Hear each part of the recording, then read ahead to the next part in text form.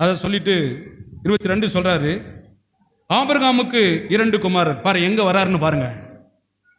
தெரியுமா உனக்கு எங்க வராருன்னு பாருங்க. ஆபிரகாமுக்கு எத்தனை குமாரர்? 2 குமாரர் இருந்தார்கள் என்று இருக்கிறது.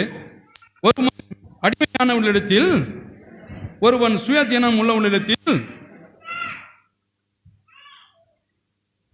அடிமைன்னா யாரு? அவன் ஏதோ விருப்பப்பட்டு போய் அவன் சுய ஞானத்துல புத்தியில பண்ணிக்கினது, அதுக்கு பேர் என்னது? அடிமை. இன்னொன்னு சொல்றாரு, என் வாக்கு தத்தத்தின் படி பிறந்த ஒருவன் இருக்கிறான். இந்த 2 குமாரர்ல யாரு என்னுடைய நாமத்தை மகிமைப்படுத்துகிற சந்ததி?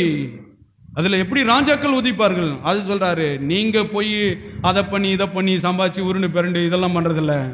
வெயிட் பண்ணி பாரு, கர்த்தரின் ஆசீர்வாதமே உனக்கு என்ன தரும்? அது நோடு அவர் என்ன கொட்டுறதில்ல சொல்றாரு. இஸ்மவேல் இல்ல, நான் கொடுத்துருக்கிறேன் பாருங்க, ஈசாக்கு.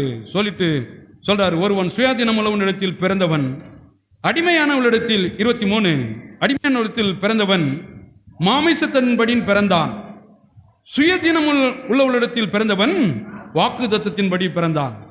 இந்த மாமிசத்தின்படி பிறந்தவன் 86 வயசுல இன்னும் கொஞ்சம் வயசு இருந்துச்சு.